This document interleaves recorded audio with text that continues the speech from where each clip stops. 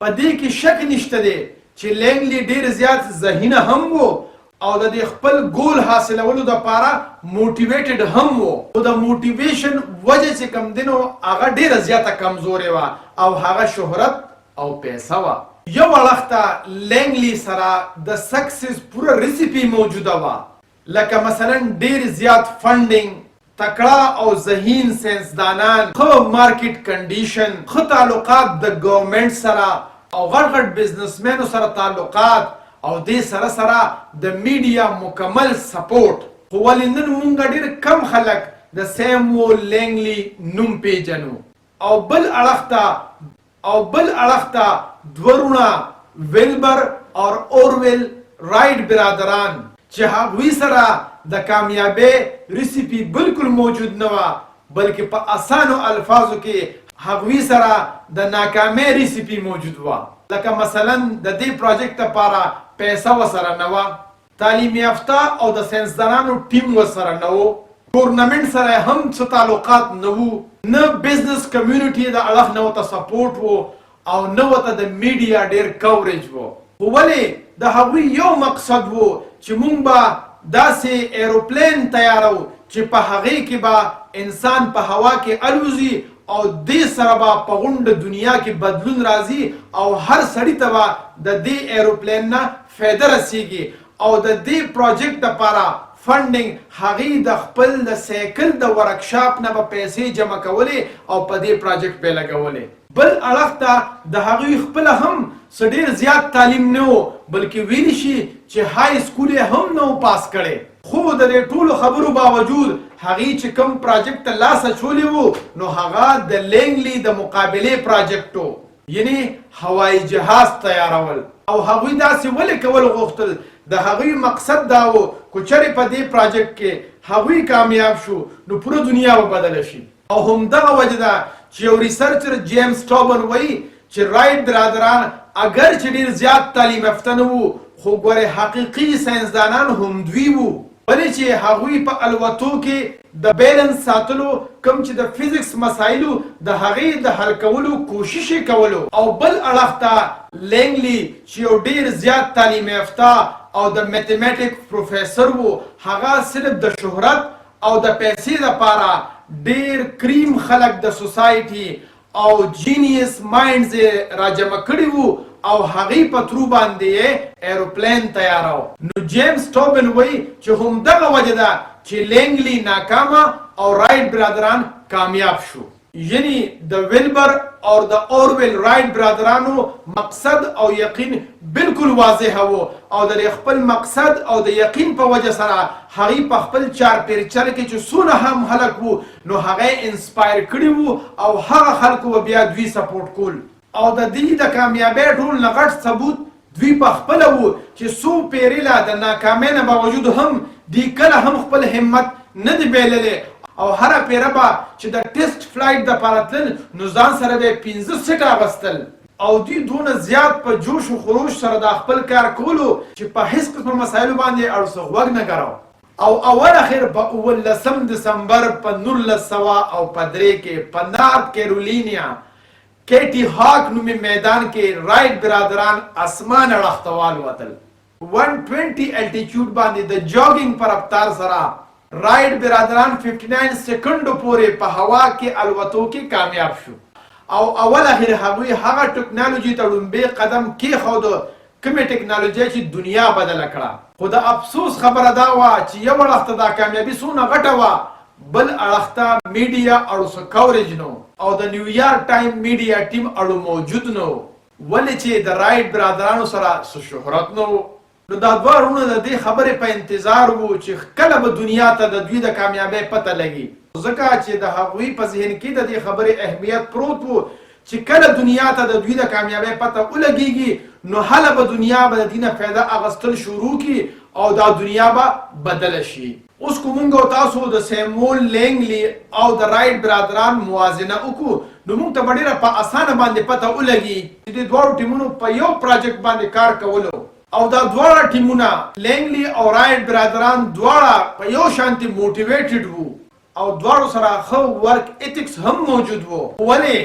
د رایټ برادرانو سره چې کوم چیز موجود وو هغه د لینګلی سره نه وو او هغه سبو خپل مقصد بالکل په واضحه توګه باندې بیانول او د هغې نه خلک انسپایر کول بلکې مونږ داسې ویلی شو چې لینګلی د پیسو په ذریعې سره شهرت حاصلولو او په هغې باندې خلک موټیویټ کول او رایټ برادرانو یو مقصد او یقین وو او د هغې په ذریعې سره خلک موټیویټ کول او انسپایر کول داسې هم مونږ ویلی شو چې رایټ برادرانو د خپل پراجیکټ شروع د وای نه کړې وه یعنې د مقصد نه یې کړې وه او لینګلی شروعات چې کوم دی د وټ یعنې د څه نه کړی وو چې زه به څه کوم نو همدغه وجه ده چې کله رایټ برادران په فرست فلایټ کې کامیاب شو نو لینګلی د سره کار پرېښوده او بالکل غیب شو چې هغه په خپل مقصد کې سنسیر وي نو هغه له ویل پکار و چې شاباس دا خو ډېر غټ کار وشو اوس به زه دا ټکنالوژي په مخ کې بوزم خو هغه داسې ونه کړه او شکست یې تسلیم کړه او هغه چې کوم ټیسټ فلایټ کو نو هغه په پوټامک دریا کې پرېوته او میډیا هغه پسې ټوکې مسخرې شروع کړې ولې چې هغه په دې سیز باندې ډېر سوچ کو چې خلک زما باره کې څه وایي یعنې د هغه په ذهن کې شهرت او پیسه پرته وه نه چې خپل مقصد حاصلول او د هغې مقصد عامو خلکو ته فایده رسول وو د خدای دپاره پښتنو سانونو پیژنئ ستاسو دپاره خو به ځان له پیغمبر نه راځي بسم الله الرحمن الرحیم زمونږ په دې صدی کې د ډاټ کام شروعات وشو او د نوې ټکنالوژي دا دعوه وکړله چې را روان وخت کې بعد د سوچ انداز مونږ بدلو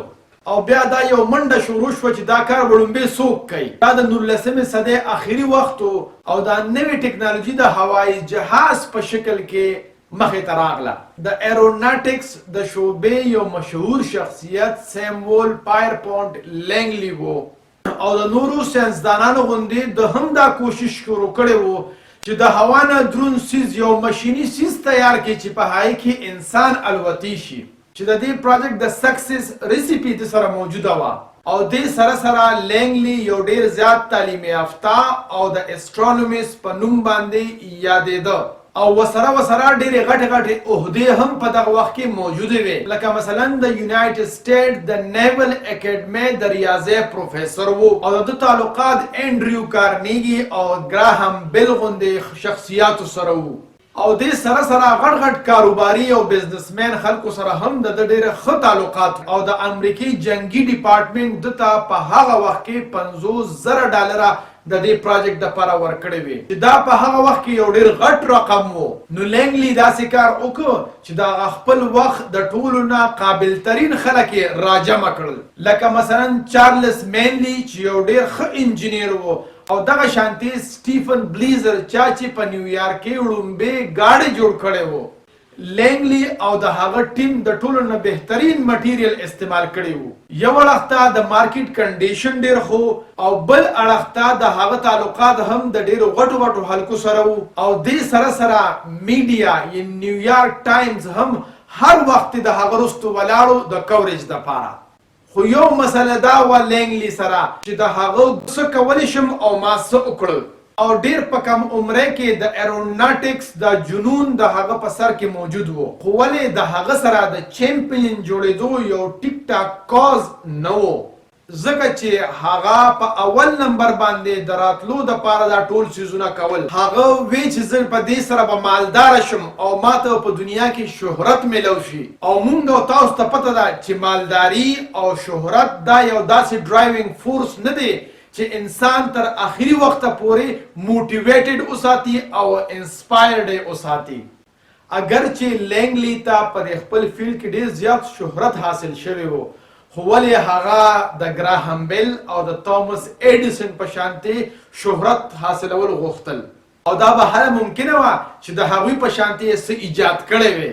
نو لینګلی دا سوچ وکړو چې هوایي جهاز به زه انوینټ کړم نو ماته به په دنیا کې شهرت حاصل شي او دغه سره به ډېره زیاته پیسه هم وګټم په دې کې شک نشته دی چې لینګلی ډېر زیات ذهینه هم و او د دې خپل ګول حاصلولو دپاره موټیویټډ هم و خو د موټیویشن وجه چې کوم دی نو هغه ډېره زیاته کمزورې وه او هغه شهرت او پیسه وه یو اړخته لینګلی سره د سکسس پوره ریسیپي موجوده وه، لکه مثلا ډیر زیات فنډینګ، تکړه او ذهین ساینسدانان، ښه مارکیټ کنډیشن، ښه تعلقات د ګورنمنټ سره او غټ غټ بزنسمینو سره تعلقات، او دې سره سره د میډیا مکمل سپورټ. خو ولې نن مونږ ډېر کم خلک د سیموئل لینګلی نوم پیژنو. او بل اړخ ته دوه وروڼه ویلبر او اورول رایټ برادران چې هغوی سره د کامیابۍ ریسیپي بالکل موجود نه وه، بلکې په اسانو الفاظو کې هغوی سره د ناکامۍ ریسیپي موجود وه. لکه مثلا د دې پروجیکټ لپاره پیسه ورسره نه وه، تعلیم یافته او د ساینسدانانو ټیم ورسره نه و، ګورنمنټ سره هم څه تعلقات نه وو، نه بزنس کمیونټي د اړخ نه ورته سپورټ و، او نه ورته د میډیا ډېر کوریج و. خو ولې د هغوی یو مقصد و چې مونږ به داسې ایروپلین تیارو چې په هغې کې به انسان په هوا کې الوزي، او دې سره به په غونډه دنیا کې بدلون راځي، او هر سړي ته به د دې ایروپلین نه فایده رسیږي. او د دې پروجیکټ لپاره فنډینګ هغې د خپل د سایکل د ورکشاپ نه به پیسې جمع کولې او په دې پروجیکټ به یې لګولې. بل اړخ ته د هغوی خپله هم څه ډېر زیات تعلیم نه و، بلکې ویلی شي چې های سکول یې هم نه و پاس کړی. خو د دې ټولو خبرو باوجود هغې چې کوم پروجیکټ ته لاس اچولی و، نو هغه د لینګلی د مقابلې پروجیکټ و، یعنې هوایي جهاز تیارول. او هغوی داسې ولې کول غوښتل؟ د هغوی مقصد دا و که چېرې په دې پروجیکټ کې هغوی کامیاب شو نو پوره دنیا به بدله شي. او همدغه وجه ده چې یو ریسرچر جیمز ټوبن وایي چې رایټ برادران اگر چې ډېر زیات تعلیم یافته نه وو، خو ګورې حقیقي ساینسدانان هم دوی وو، ولې چې هغوی په الوتو کې د بیلنس ساتلو، کوم چې د فزیکس مسایلو د هغې د حل کولو کوشش یې کولو. او بل اړخ ته لینګلی چې یو ډېر زیات تعلیم یافته او د میتھمیټک پروفیسر وو، هغه صرف د شهرت او د پیسې لپاره ډېر کریم خلک د سوسایټي او جینیس مایندز راجمع کړي وو، او هغې په ترو باندې یې ایروپلین تیارو. نو جیمز ټوبن وایي چې همدغه وجه ده چې لینګلی ناکامه او رایټ برادران کامیاب شو. یعنی د ویلبر او د اورول رایټ برادرانو مقصد او یقین بالکل واضح و، او د خپل مقصد او د یقین په وجه سره هغې په خپل چارپیرچر کې چې څونه هم خلک وو، نو هغه انسپایر کړي وو، او هغه خلکو به بیا دوی سپورټ کول. او د دې د کامیابۍ ټول نه غټ ثبوت دوی په خپله وو چې څو پیرېله د ناکامۍ نه باوجود هم دوی کله هم خپل همت نه دی بایللی، او هره پیره به چې د ټیسټ فلایټ دپاره تلل نو ځان سره به یې 15 سیټ اخیستل، او دوی دونه زیات په جوش و خروش سره دا خپل کار کولو چې په هیڅ قسم مسایلو باندې اړوسه غوږ نه کراو. او اول اخر په 19 دسمبر په 1903 کې په نارت کیرولینیا کیټي هاک نومي میدان کې رایټ برادران اسمان اړخ ته والوتل. 120 الټیچیوډ باندې د جاګینګ په رفتار سره رایټ برادران 59 سیکنډو پورې په هوا کې الوتو کې کامیاب شو. او اول اخر هغوی هغه ټکنالوژي ته لومبی قدم کېښود کومې ټکنالوژي چې دنیا بدله کړه. خو د افسوس خبره دا وه چې یو اړخ ته دا کامیابي څومره غټه وه، بل اړخ ته میډیا اړو څه کوریج نو، او د نیویارک ټایم میډیا ټیم اړو موجود نو، ولې چې د رایټ برادرانو سره څه شهرت نه و. نو دا دوه وروڼه د دې خبرې په انتظار وو چې کله به دنیا ته د دوی د کامیابۍ پته لګي، ځکه چې د هغوی په ذهن کې د دې خبرې اهمیت پروت و چې کله دنیا ته د دوی د کامیابۍ پته ولګېږي نو هله به دنیا به د دې نه فایده اخیستل شروع کړي او دا دنیا به بدله شي. اوس که مونږ او تاسو د سیموئل لینګلی او د رایټ برادران موازنه وکړو نو مونږ ته به ډېره په اسانه باندې پته ولګي چې دې دواړو ټیمونو په یو پروجیکټ باندې کار کولو، او دا دواړه ټیمونه لینګلی او رایټ برادران دواړه په یو شانتي موټیویټډ وو، او دواړو سره ښه ورک ایتکس هم موجود وو. ولې د رایټ برادرانو سره چې کوم چیز موجود وو هغه د لینګلی سره نه وو، او هغه څه وو خپل مقصد بالکل په واضحه توګه باندې بیانول او د هغې نه خلک انسپایر کول. بلکې مونږ داسې ویلی شو چې لینګلی د پیسو په ذریعه سره شهرت حاصلولو او په هغې باندې خلک موټیویټ کول او رائټ برادرانو یو مقصد او یقین وو او د هغې په ذریعه سره خلک موټیویټ کول او انسپایر کول. داسې هم مونږ ویلي شو چې رائټ برادرانو د خپل پروجیکټ شروع د وای نه کړې وه، یعنې د مقصد نه یې کړې وه، او لینګلی شروعات چې کوم دی د وټ یعنې د څه نه کړی وو چې زه به څه کوم. نو همدغه وجه ده چې کله رائټ برادران په فرست فلایټ کې کامیاب شو نو لینګلی د سره کار پرېښوده او بالکل غیب شو. چې هغه په خپل مقصد کې سنسیر وي نو هغه له ویل پکارو چې شاباس دا خو ډېر غټ کار وشو، اوس به زه دا ټکنالوژي په مخ کې بوزم. خو هغه داسې ونه کړه او شکست یې تسلیم کړه او هغه چې کوم ټیسټ فلایټ کو نو هغه په پوټامک دریا کې پرېوته او میډیا هغه پسې ټوکې مسخرې شروع کړې. ولې چې هغه په دې سیز باندې ډېر سوچ کو چې خلک زما باره کې څه وایي، یعنې د هغه په ذهن کې شهرت او پیسه پرته وه، نه چې خپل مقصد حاصلول او د هغې مقصد عامو خلکو ته فایده رسول وو. تاسو د کتلو یو جهان مننه.